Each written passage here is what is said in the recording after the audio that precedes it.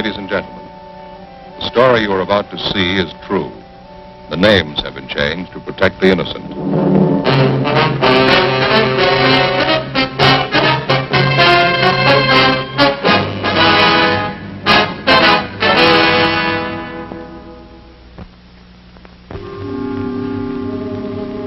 This is the city. Every 24 hours, a little bit of everything happens. 2 million people make a lot of history in one day. They write it all down and file it away. Some of it's important, some of it isn't. Business, industry, government. You buy a 3-cent stamp or an oil well. They keep records on all of it. Progress, money, success, and failure. A complete history of every day. Some of it's public, some of it's personal. It's all written down. In my job, we catalog trouble. I'm a cop. It was Wednesday, October 6th. It was sultry in Los Angeles. We were working the day watch out of homicide. My partner's Ed Jacobs. The boss is Thad Brown, chief of detectives. My name's Friday. It was 10:45 a.m. when we got to the Ortega Hotel. A 30-year-old man had disappeared suddenly. We'd uncovered evidence of foul play. The list of suspects was narrowed down to one man, the last person to see the victim alive. We traced the suspect for months. The break finally came. We found him.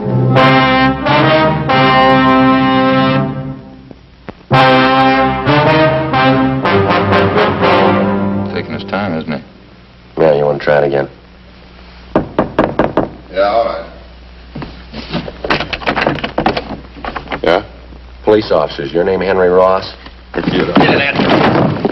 Watch it, Ed.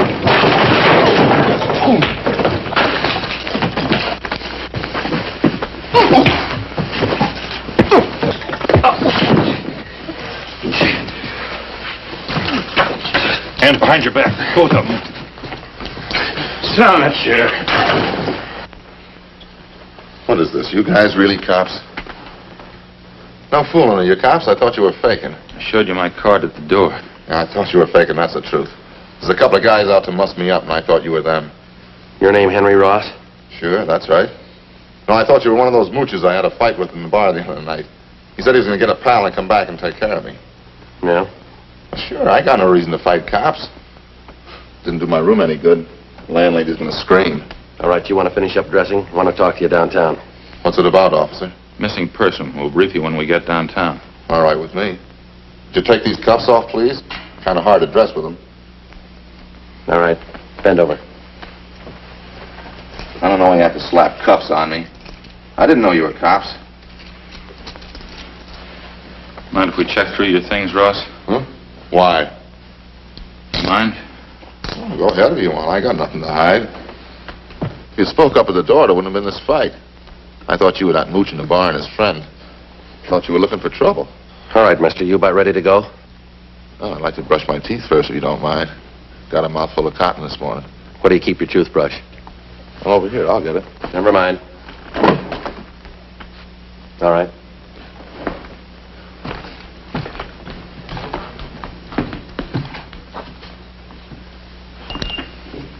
Can you turn on the water tap? You can make out. Nothing, Joe. Pretty clean. Of course I'm clean. I'm on some toothpaste.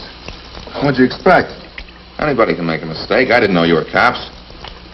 Henry Ellsworth Ross. That's your full name? Yeah, that's right. Hardly ever use the L for it. Lousy name, huh? Well, what's the picture of all this, officer? We told you. Missing person. We'd like to talk to you about it. Don't think I can help you.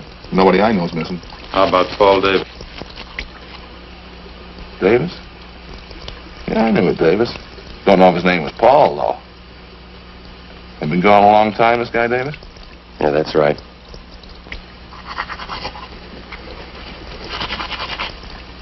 Was something wrong, you think? Yeah, we figure murder.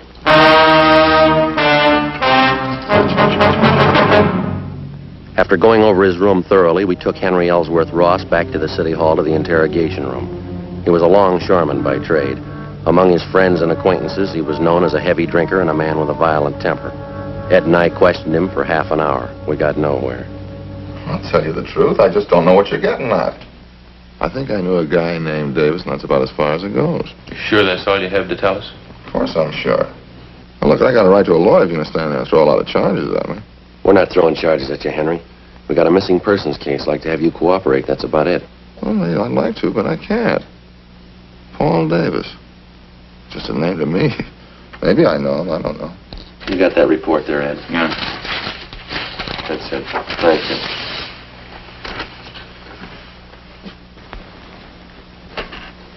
According to his wife, Paul Davis left Los Angeles by auto a little over 4 months ago.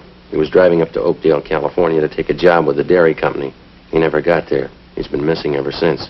And what's the pitch? Well, all we've been able to find is Davis's car. 36 Ford Coupe. 7 Tom 7972. Was sold a month ago up in Lodi, California, but Davis didn't sell it. A man by the name of Carter signed the pink slip at the time of sale. Henry Carter. Sorry, it doesn't mean anything to me. Well, this Carter made it look like Paul Davis had signed the Ford over to him. We checked it out. Davis's signature was forged. That's all. Supposed to have something to do with me? Did you ever use the name Henry Carter? Of course not. Ross, that's the only name I go by. You never had your name changed? No. Never used an alias? I told you no. Wonder if you'd mind taking a look at this here. What's it got to do with me?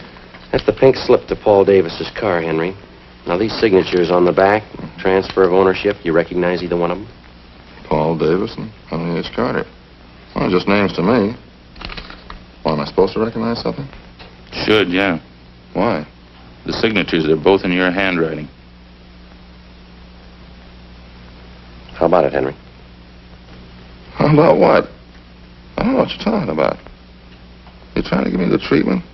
What's it all about? We're trying to locate Paul Davis. I'm not even sure I know the guy. Now, look, I think you better level, Henry. Our handwriting man checked both the signatures. It's your writing. Well, maybe better get a new handwriting, man. I never saw that slip, and I never wrote those signatures. Anybody can copy handwriting. I got something else for you here. I'd like to have you check it over, Ross, see if you can identify it. What is it? It's a letter. Take a look at it. Mean anything to you? No, nothing. Hope you're not going to tell me that's my handwriting. That's what the report says. That's crazy. I never wrote like that in my life. All the writing characteristics match up, same as the signatures on the pink slip. All right, maybe they are the same. I didn't write one, though. I never wrote like that in my life. Look here, I'll show you. No, that's all right, Henry.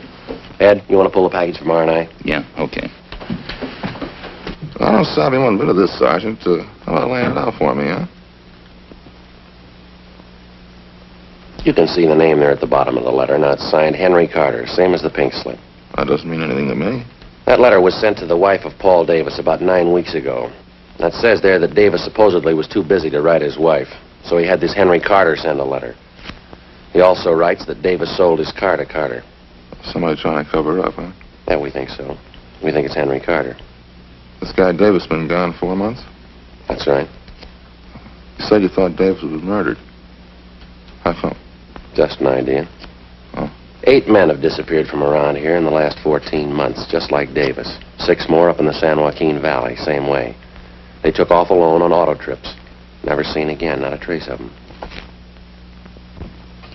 Here you go, Joe. Yeah, thanks. We've got your record here, Henry, from Baton Rouge. We sent to Sheriff Clemens for it. Look, do we have to drag all that out again? It's past. There's just one thing we had to check out, Henry. Now, you told us that you never used an alias, is that right? Well, all right, I have. Well, I didn't know what you were getting at. I didn't figure it was any use in dragging out dirty laundry again. I asked you if you ever used the name Henry Carter. Yeah, okay, I used it. It's a common name. A lot of Henry Carters around. We only know one who fits your description. Well, I'm clean, you know that. Smoke, Henry? No. Joe? Thanks. Yeah, let me have one, huh? Sure.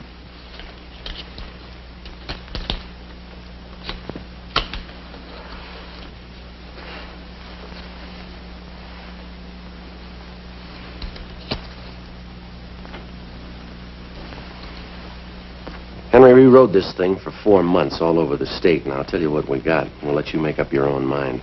It's not my writing. On June 4th, Paul Davis left Los Angeles in his car, headed up for Oakdale. Late in the afternoon, he stopped for gas at a service station just beyond San Fernando. The attendant says a man was with Davis. You fit that man's description, Henry. Yeah? I seen monks like that in court. They get on the stand, they can't even remember their name. A couple others.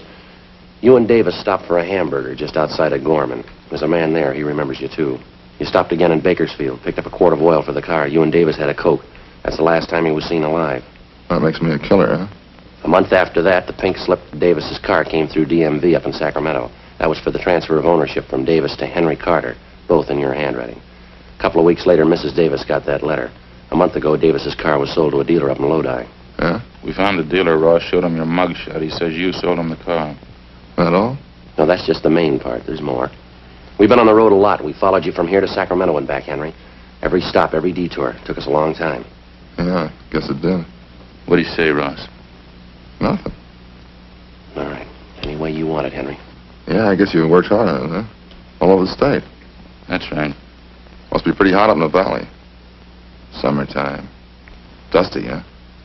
We made out. And I never been up in the valley in summer. Too hot for me. We got people who saw you up there. You know, what's it prove? 10 people and some handwriting samples. You can't build a case on that. You know that, don't you? We're gonna try. You think I murdered Davis? You, Sergeant? Yeah? You think I murdered those other guys, too, huh? Oh, what was it, 10 or 12 of them? We're asking about Davis. You think I killed him? Well, tell me the truth, do you? You think I murdered Davis? Yeah, I think you did, Henry. Uh-huh. And you know as well as I do, there's only one way to prove it. Yeah? Find his body. 1:15 p.m. Ed and I took Henry Ross out and fed him some lunch. Then we took him back to the city hall to the interrogation room where we continued to question him. He was relaxed and he talked a great deal about everything but the disappearance of Paul Davis. He didn't seem anxious to get away. He made no demands for an attorney to represent him. He told us about different homicide cases that he'd read up on. He asked us about the 12 men who disappeared in the past months in the same manner Paul Davis had. Was there any trace of them at all? Did we have any leads? We finally got around to asking him if he'd submit to a lie detector test. He seemed taken by the idea and agreed to it almost immediately. We made up a list of key questions. Ed called Sergeant Berger and made arrangements for the test. At 5 p.m., we took the suspect to the 3rd floor of the old city jail where Sergeant Berger gave him the polygraph test. When it was over, we brought him back to the interrogation room. The questioning continued. Ross kept talking. We let him talk. 8 p.m. He was still going strong. You remember the Wilson case back in 34, don't you, Sergeant? Woman killed her whole family. Big case. You remember it? Yeah. Pretty tragic. Not a hobby of yours, Henry? Collecting murder stories? No, I just read them. I remember them. Guess I can remember every murder case in the past 15 years. That's so. Well, sure, just about all of them. I guess it's kind of a hobby. I get a big kick out of it. Joe, see you, man? Yeah.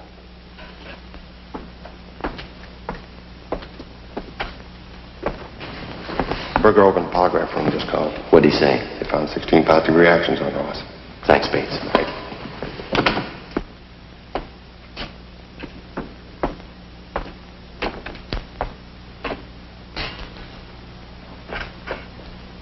You know, there's one thing I get a real kick out of. These detective magazines, mystery stories, you know, the way they make out the murderer. How do you mean? Well, you know, they always build it into something big. Somebody's always killing somebody else for $1 million or maybe over some woman, some beautiful woman. Same with the movies. That's where they get it all mixed up. I don't think I follow you, Henry. Sure you do. Every time some guy writes a murder story, he's got to build up a big reason for the killing. Well, it generally works out that way, doesn't it? Why? I'll bet there's 1,000 murder cases in your files without a reason. Some people kill, that's all. I've heard about lots of them. Sure, they just want to kill and they go ahead and do it. Maybe for a few bucks, maybe for nothing. They just do it, that's all. That's so. Well, sure. You know that. Like this thing you've been talking about. 10, 12 guys disappear. They got a few bucks, maybe they got nothing. Somebody plows them under, that's all. No big reason, they just do it. So 12 guys are gone. Doesn't mean anything. Is that how you figured it, Henry? Huh? Phone call a minute ago. That was from the man who gave you the lie detector test. Oh, that right? How'd it go? Well, he just finished going over your graph. You got 16 positive reactions. Yeah? What would that mean? You lied, Henry. 16 times. Is that right? Yeah, but I told him to get a new machine. I lied all the way through. Mind telling us why? No, I don't mind. I guess I knew you'd find out. Well, let's go out and get something to eat first, huh? Hungry. We better talk a little more, Henry. Now, let's go. I'll tell you while we're eating. Bring a pencil and I'll draw you a map. A map of what? The canyon, where I buried him.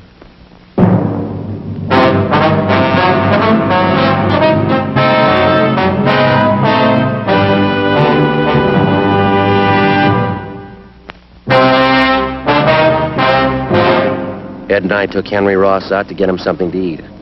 At his request, we went to Helga's health shop. It was almost closing time. Ross got himself a salad, molasses bread, yogurt, a vegetable burger, and some grape juice.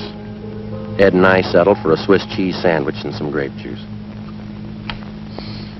Vegetable burger and beets, huh? Sure smells great. Yeah, I can't take those beets too well. They repeat on me. Not me. I can eat anything. Salt and pepper? Yeah, thanks.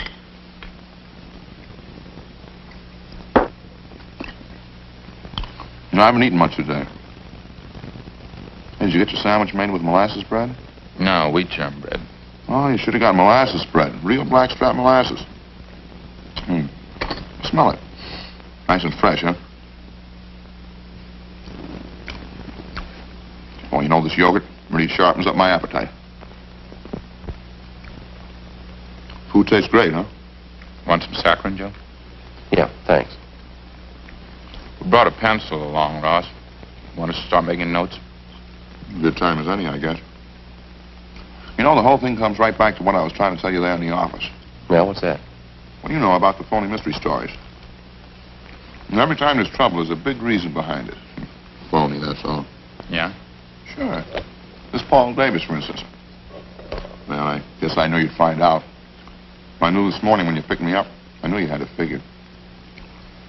Must have been a big job, huh? Finding me. Pretty big, Henry, yeah. A lot of mileage. How'd it happen? Well, there again, it's just what I was saying. There's no reason behind it. I needed a few bucks, and this Davis came along. I guess he was it. Hey, you want to pass me the salt? There you are. Where'd you meet Davis, Henry? Well, I was hitchhiking out in Ventura. On a dime in my jeans, I was going up to Maricopa. Thought I had a job up there. Well, this Davis came along and picked me up. You ever know him before that? No, a stranger. Said he was going to Oakdale and be glad to give me a ride. Go ahead. Well, I think we stopped for gas up around San Fernando, and I saw that he had a few bucks in his wallet. I guess that's when I got the idea. About what? Killing him. Maybe that gives you an idea what I was talking about. You don't need any big reason to kill somebody. Davis had 18 bucks. Suppose I told that to a writer. Somebody killing a guy for 18 bucks.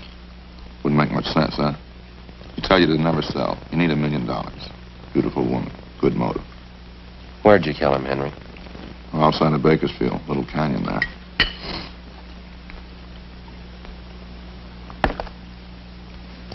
And picked up a fifth of sherry in Bakersfield, and I got Davis to drink some on the way. Say, would you pass the salt again? Yeah. Here you are. Lettuce is no good without a lot of salt. How'd you kill Davis, Henry?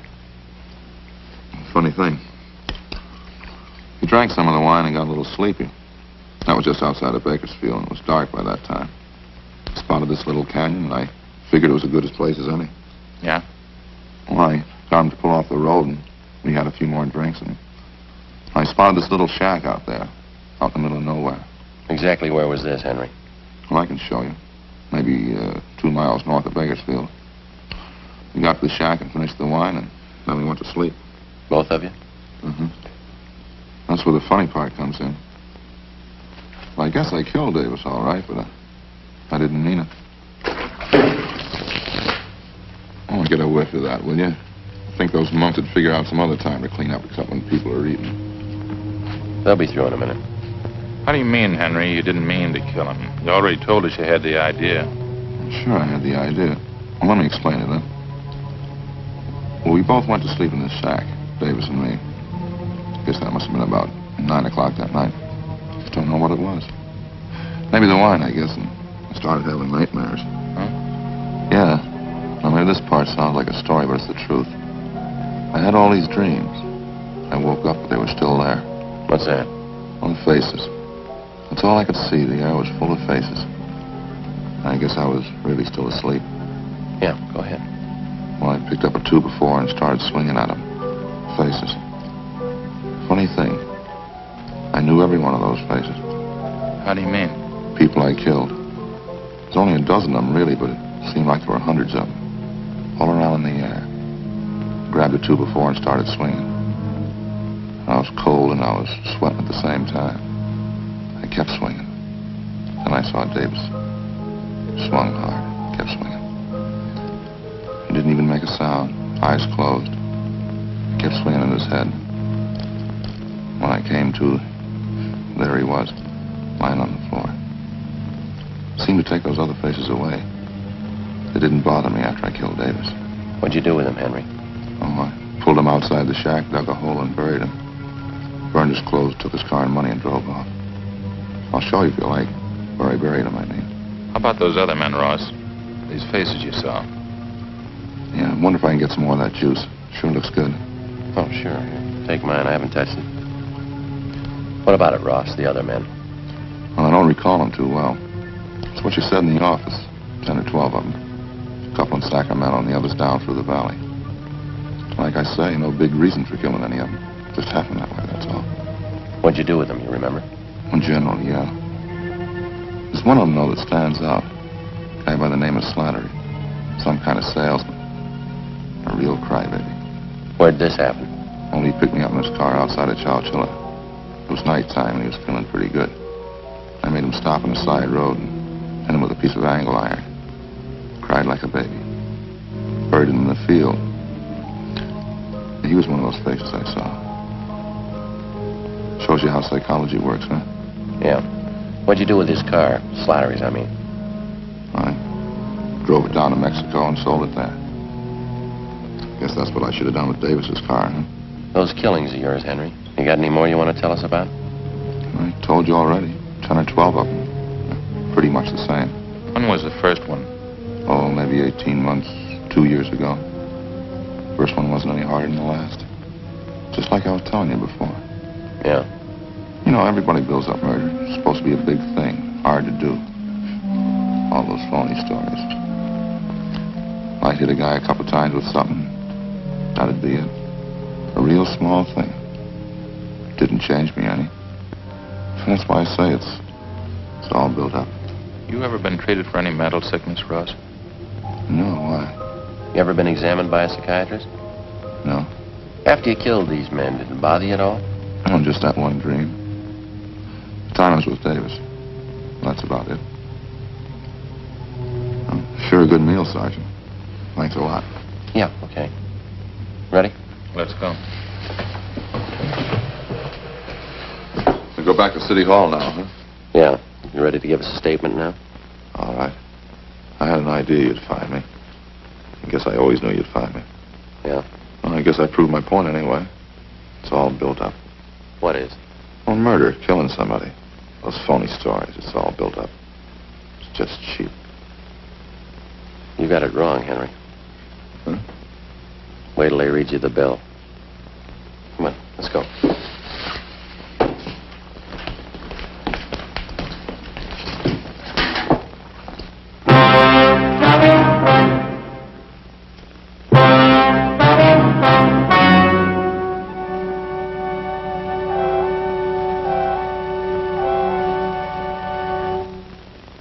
On January 7th, trial was held in Superior Court, Department 86, City and County of Los Angeles, State of California.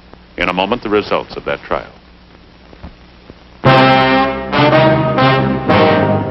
The suspect was tried and found guilty of murder in the first degree.